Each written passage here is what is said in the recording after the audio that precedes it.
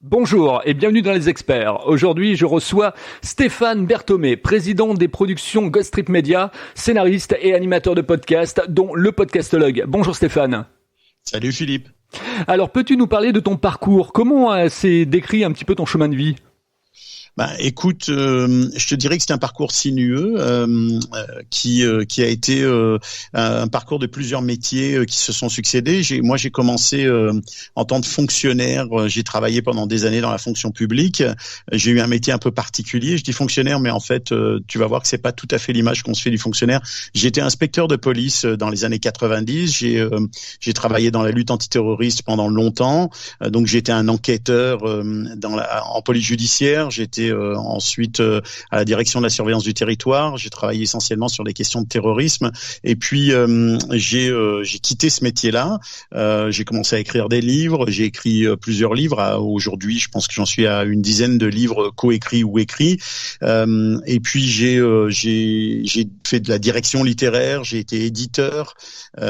J'ai ensuite j'ai immigré au Québec alors que j'écrivais aussi de la scénarisation. J'ai participé à l'écriture de films ici j'ai travaillé au Québec beaucoup dans les médias.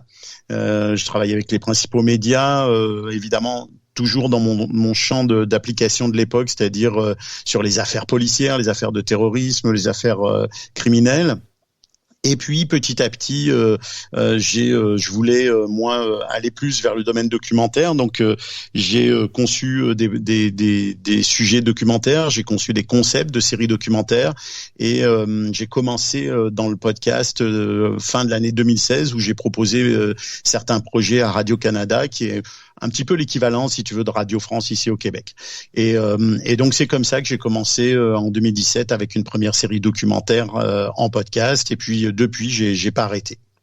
Et donc, tu as la société Ghost Trip Media. Alors, Ghost Trip Media, c'est une compagnie qui est partie d'une double idée, c'est-à-dire que d'une part, je voulais créer une structure qui me permette de travailler avec plusieurs médias qui permettaient justement de nouer des contacts avec plusieurs entreprises.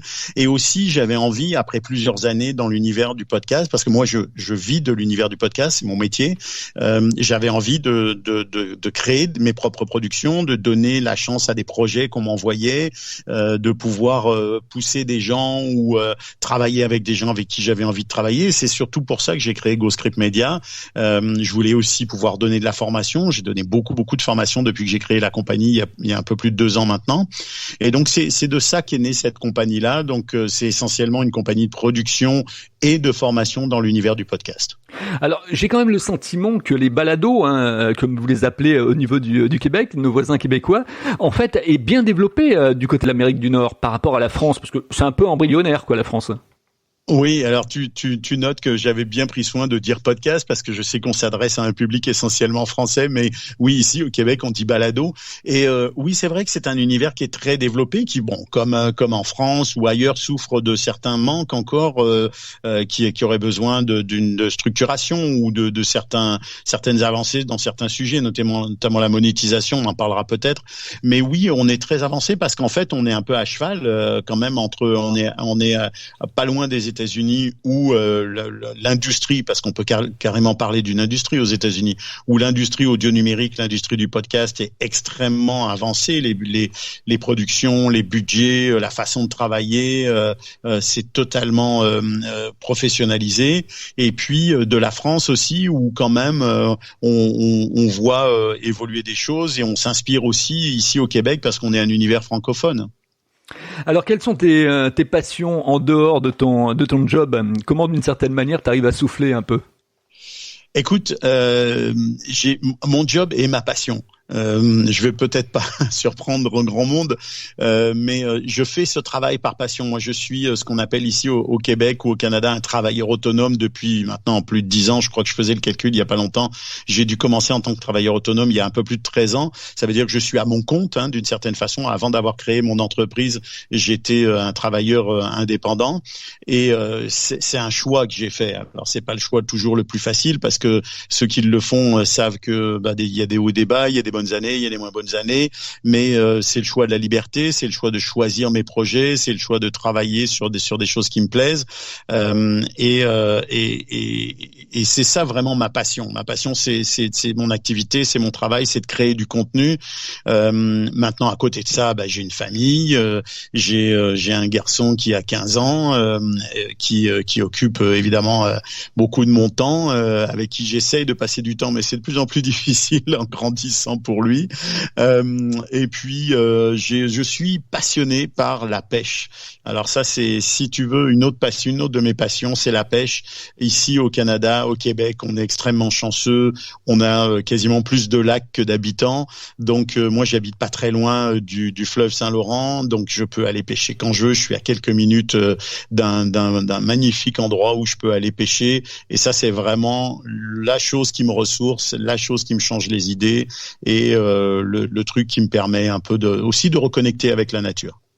Dans le podcast ou dans le business, quels ont été tes mentors ?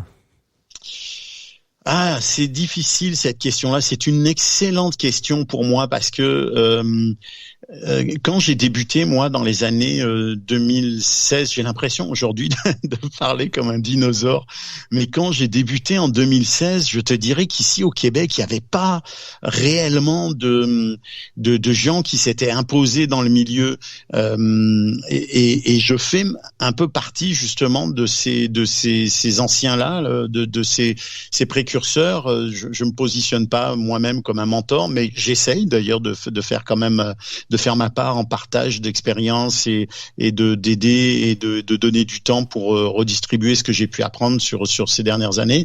Mais j'ai pas eu réellement de mentor, j'ai pas eu réellement la chance d'avoir un mentor. Ce que j'ai eu par contre qui m'a énormément aidé et qui m'a vraiment permis de me construire dans cet univers-là, c'est un réalisateur extraordinaire qui est Cédric Chabuel, qui est le réalisateur de mes premiers balados, de mes premiers podcasts, la série L'ombre du doute, qui est une série d'enquête en 3 saisons, qui a connu, je peux le dire sans problème de modestie, quand même un très très gros succès ici, puis qui fait référence un peu dans l'univers de l'enquête documentaire au Canada, au Québec, en tout cas du côté francophone. Cédric qui est quelqu'un qui avait déjà beaucoup travaillé. Il avait travaillé avec Arte Radio, il avait travaillé dans l'univers audio, dans la télé aussi avant. Il m'a beaucoup apporté en termes de qualité de travail, de qualité de réflexion sur ma scénarisation audio, sur la façon d'utiliser l'univers audio avec toutes ses spécificités. Hein. C'est très différent de la télé ou de l'image, l'audio. Donc, je pense que si je devais citer un mentor, je te dirais que Cédric Chabuel a été pour moi, d'une certaine façon, un mentor. Alors Stéphane, quel est le livre ou les 2 livres qui t'ont marqué le plus, qui t'ont amené un déclic ?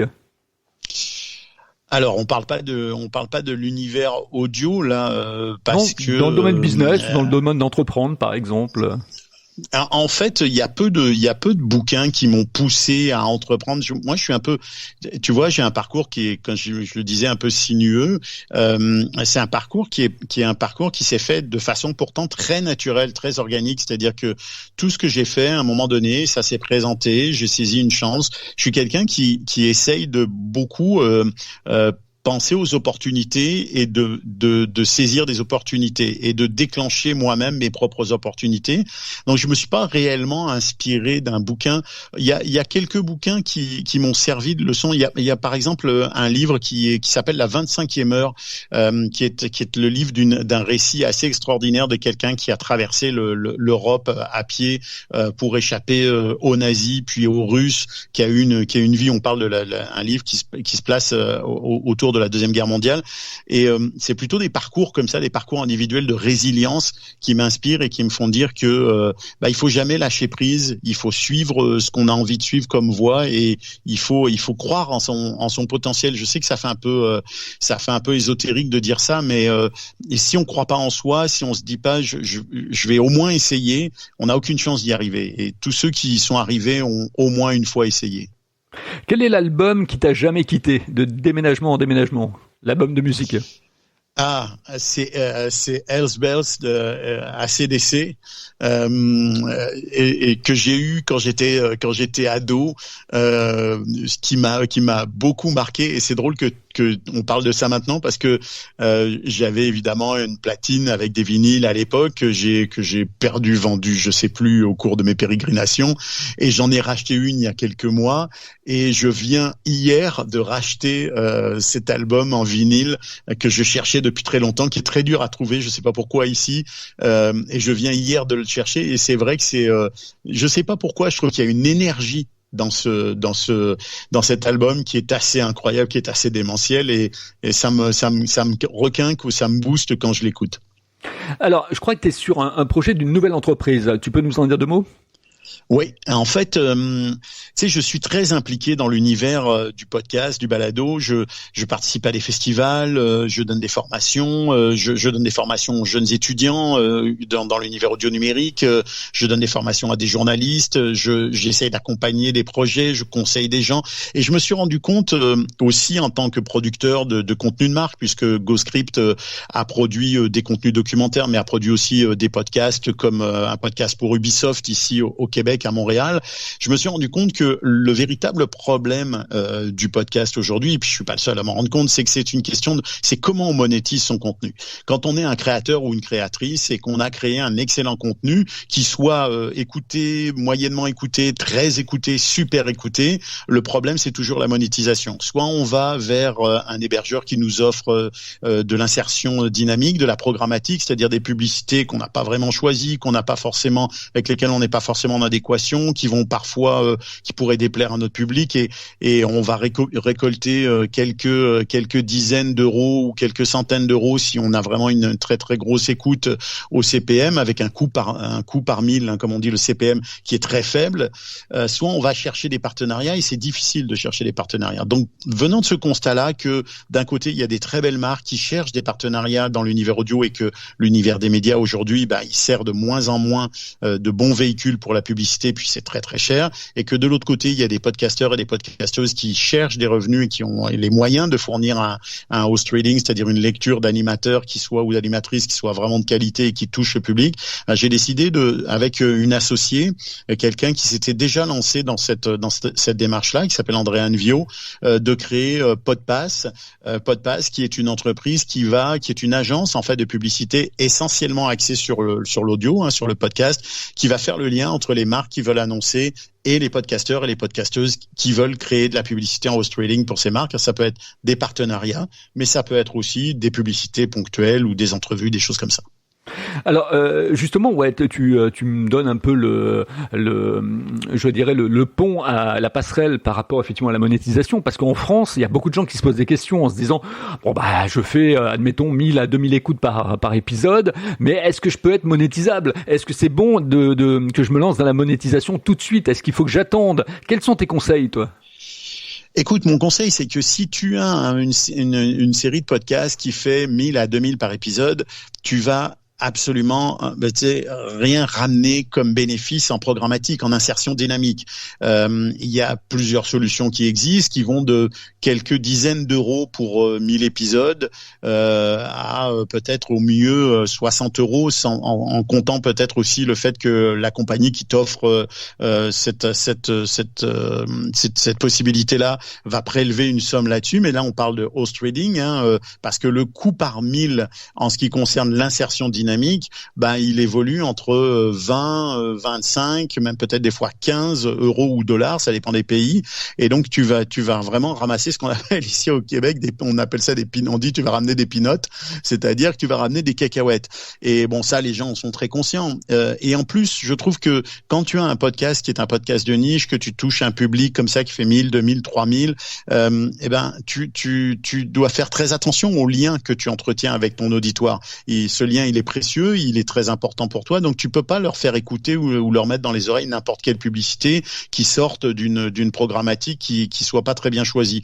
Donc tu peux aller vers le host trading. Pour moi, le host trading, c'est vraiment la solution un peu de luxe. Là, c'est vraiment la solution pour des gens qui veulent faire de l'annonce en termes de podcasteurs qui soient en cohésion avec leur contenu. Si par exemple, t'as un podcast, je sais pas moi, sur l'univers de la voiture, sur l'univers des nouvelles technologies ou quoi que ce soit, tu vas forcément trouver une marque qui est intéressée, qui est pas forcément une grosse marque, mais qui est peut-être un commerçant qui lui veut partager son image, qui veut faire découvrir ce qu'il est, sa marque, et donc va y avoir un fit comme ça, va y avoir une sorte de lien naturel qui va se créer et qui va aussi être très accepté par ton auditoire. L'important quand tu es un podcasteur, c'est de protéger ton auditoire, de veiller à ce que la publicité que tu vas lui faire écouter, elle soit réellement organique, elle ait une valeur ajoutée aussi pour eux, que ça soit pas quelque chose que tu leur mets en travers de la gorge au milieu de ton émission.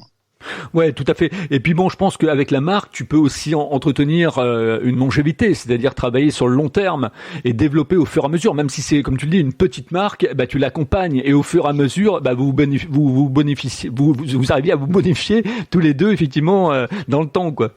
Exact, on parle de partenariat. Tu sais, la plupart du temps, là, je suis en train justement avec Podpass, on va annoncer, on annonce là la mise en place de la compagnie. On va rendre les choses publiques cette semaine, mais je suis en train de travailler déjà sur des négociations, sur des ententes, et on parle de partenariat. Bien sûr qu'on est dans l'univers de la publicité, avec une notion d'influence, parce que il faut voir aujourd'hui que toutes les études démontrent que les podcasteurs et les podcasteuses sont les gens qui ont le plus d'influence sur leur public, sont les gens qui sont le plus écoutés par le public, c'est les gens qui sont le plus reconnus comme fiables et crédibles par leur public, bien plus que les influenceurs sur les réseaux sociaux ou les médias traditionnels. Et ça, c'est un élément qui vaut quelque chose pour une marque. C'est une valeur ajoutée énorme pour une marque de savoir que quelqu'un qui est écouté, respecté par leur public va parler de la marque. Donc pour moi, on est beaucoup plus dans un partenariat que dans quelque chose de 100% financier, commercial. Comment tu imagines, pour toi, quels vont être les enjeux de l'industrie du podcast, pour reprendre ton terme, dans les 5 ans qui arrivent ? Pour moi, l'enjeu principal, c'est la monétisation. Et c'est pour ça que, avec André Anvio, on a créé Podpass. C'est pour répondre à ce besoin-là. C'est pour ça. La monétisation, c'est ce qui va structurer à mon avis, l'univers du podcast. C'est ce qui va structurer les écosystèmes. On a vu en France une concentration dans certaines compagnies. Binge, qui a été en partie racheté par Paradiso. Je dis en partie, en fait, Paradiso a pris le contrôle de Binge Audio. Il y a d'autres entreprises de podcast qui ont été rachetées par des groupes beaucoup plus importants. Donc il y a un phénomène de concentration, mais là on parle des compagnies, on parle des producteurs, on parle déjà des producteurs importants parce que Binge Audio fait partie de l'écosystème à titre de producteur important et Paradiso tout autant. Mais pour les podcasteurs et les podcasteuses qui créent du contenu et qui essayent de survivre ou en tout cas qui voudraient à un moment donné au moins rentabiliser ce contenu ou au moins payer leur production, il n'y a pas encore réellement de solution. Et à mon avis, la solution, elle passe par là. Elle passe par le fait que de l'autre côté du spectre, il y a des marques qui sont des petites, des moyennes, des grandes marques qui, elles, cherchent de la visibilité parce qu'elles font face à un marché de la publicité sur les médias traditionnels qui va de plus en plus mal, qui coûte de plus en plus cher, dont on sait que le marché de l'attention dans la presse écrite ou dans la télévision ou sur les réseaux sociaux, il est très très faible. Le podcast donne beaucoup plus d'attention, de rétention et d'écoute, de qualité d'écoute que tous les autres médias. Donc ces deux besoins-là, il faut les rejoindre, il faut les mettre ensemble. Alors il y a des initiatives. J'ai vu récemment que Acast était en train de mettre en place une solution de lien justement entre les marques et les podcasteurs pour du host trading. Mais pour moi, c'est le host trading qui va sauver beaucoup de podcasteurs, qui va aider beaucoup de podcasteurs et podcasteuses à aller de l'avant et à continuer à faire la production parce qu'on sait que malgré tout, ça coûte du temps et le temps, c'est de l'argent. Alors j'aimerais qu'on aborde aussi dans cet épisode, un peu lié au podcast, le Podcastologue, ce magazine audio que tu animes et qui nous apporte beaucoup d'informations sur l'industrie du podcast justement. Écoute, je te remercie. C'est une passion. Je pense que j'espère que ça s'entend. En tout cas, le podcast pour moi c'est une véritable passion. L'univers audio me fascine. Je trouve qu'il y a un potentiel incroyable. Et quand j'ai lancé le Podcastologue, je l'ai fait avec des partenaires formidables. Je l'ai fait avec Bruno Guglielminetti, qui est ici considéré comme un véritable ponte du podcast et de l'univers des nouvelles technologies, qui œuvre dans le milieu audio numérique depuis plusieurs décennies, et donc qui est un des co-animateurs du Podcastologue, et Philippe Chapeau, qui est le créateur de plusieurs initiatives notables en France dans l'univers audio et dans le podcast en particulier, mais qui est connu aujourd'hui surtout comme le fondateur du Podcast Magazine. Le Podcast Magazine qui est quand même le seul et unique, je dirais, magazine qui traite du podcast en France, magazine papier.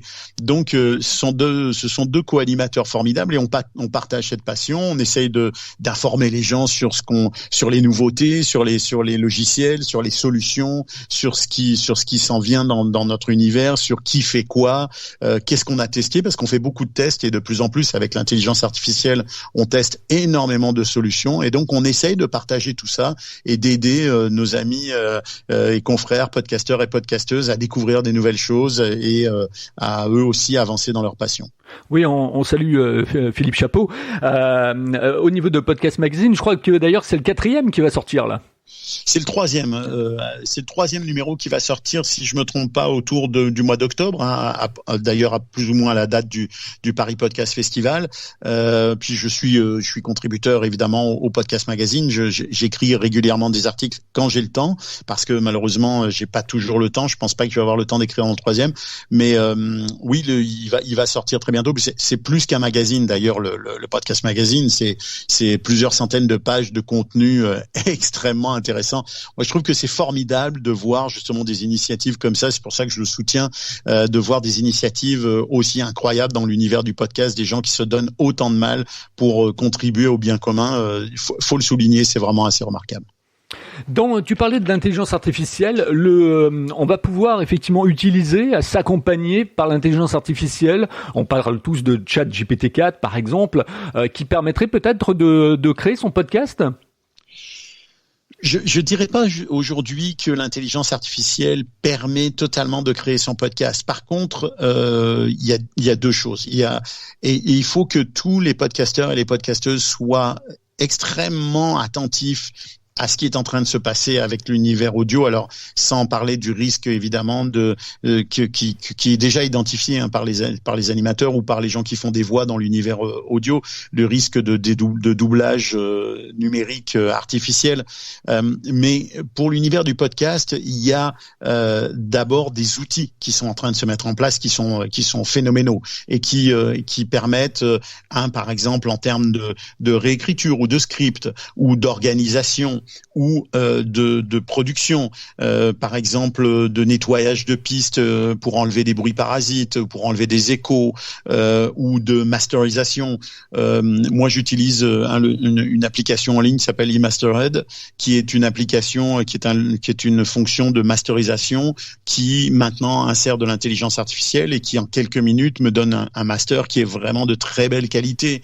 Il y a tout un tas d'outils qui sont en train de naître, de retranscription, etc., qui vont très certainement, qui sont déjà en train d'aider complètement le milieu et qui sont en train de transformer la façon qu'on a de faire du podcast. Je pense qu'on va continuer à faire du podcast comme on le faisait jusqu'à maintenant, de façon soit très artistique, soit très business, soit très radio, peu importe, soit très documentaire, mais on va s'aider avec des nouveaux outils. Moi, par exemple, j'utilise beaucoup des outils de transcription de mes épisodes pour faire des résumés de mes épisodes ou pour m'aider à préparer des publications sur les réseaux sociaux, des choses comme ça. Ça, je gagne des heures et des heures avec ça. Donc, il faut être tous et toutes très attentifs à ça parce que c'est des outils qui vont nous aider. Puis, il faut aussi être très attentif à ce qui va arriver dans les prochains mois. Moi, je pense que dans la prochaine année, on va voir des véritables révolutions en termes de solutions technologiques et d'avancées technologiques. C'est phénoménal la vitesse à laquelle ça bouge. Alors moi, ce que je me suis rendu compte, c'est que de moins en moins, effectivement, de produits sont sur des exécutables. Tout se passe en ligne. Par exemple, tu regardes Riverside, tu regardes Zencastr, etc. Tout est en ligne. C'est vrai, tu as raison. Il y a énormément de solutions en ligne. Je pense que ça, tu sais, c'est un phénomène qui date pas d'aujourd'hui. Microsoft, la suite Microsoft est passée en ligne à un moment donné avec Microsoft 360, etc., etc. Je pense que c'est une grosse tendance. Ça tient aussi à la qualité justement du travail en ligne. Tu vois, par exemple, tu parles de Zencastr.